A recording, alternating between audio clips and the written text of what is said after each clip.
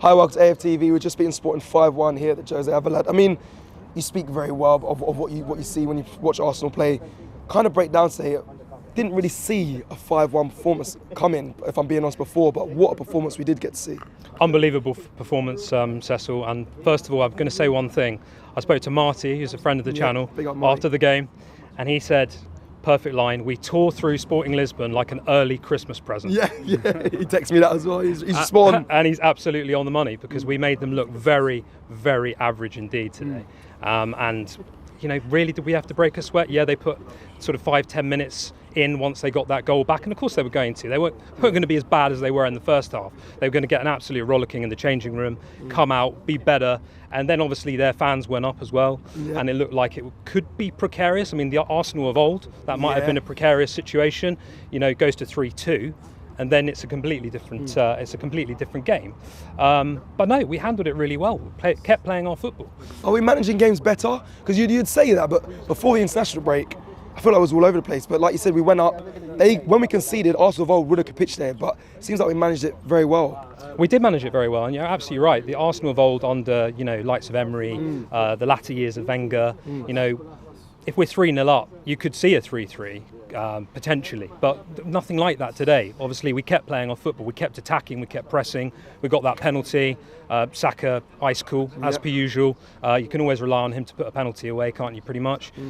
So we look really, really compact for the most part, and really, really confident. And the attacking play is flowing very nicely. Quite an open question here. Is the squad good enough to keep this up? And the reason why I asked that, because we just had a fan on who said, it's a squad, we didn't. Is it good enough from what you've seen today? Do you know what? I'm really on the fence, and the reason I'm really on the fence is we can play games like this where we're unbelievable, but it's literally the spirit of Arsenal. On their day can beat anyone, but on the wrong day seem to be able to lose to anyone. Not so much these days, because obviously Arteta's set a certain sort of standard now.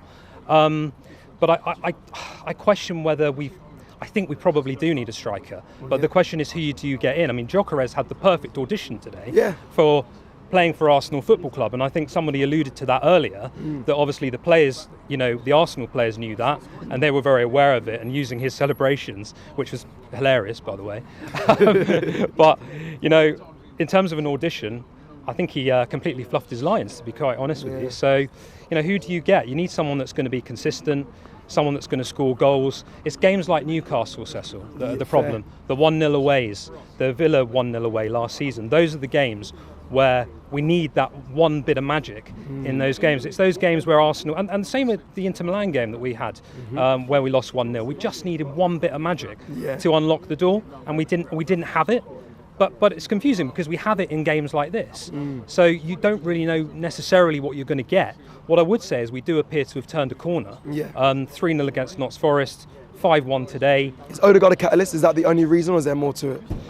I think Odegaard's certainly a catalyst. I mean, obviously, certain people have said he's like a ballerina in the way he plays football, and that's a really, really apt quote. I can appreciate that one. Yeah, he's absolutely phenomenal, isn't he? He just glides. He's almost like he's on ice. He just glides around, flawless, puts in a lot of hard work and energy, and he's absolutely tremendous. So I think he's got a lot to do with it.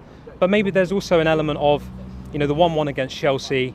We didn't lose that game. Correct. And I think had we lost that game, we might have been in a different position, because people would have been going for Arteta. They already were. They were saying, is he the man? Top 4, title. And now we're back in it. The confidence is back. Yes, Liverpool are away. They're over the hills and far, far away. But football's a strange game. And, let's see what happens, because they could well slip up. Let's hope for the best.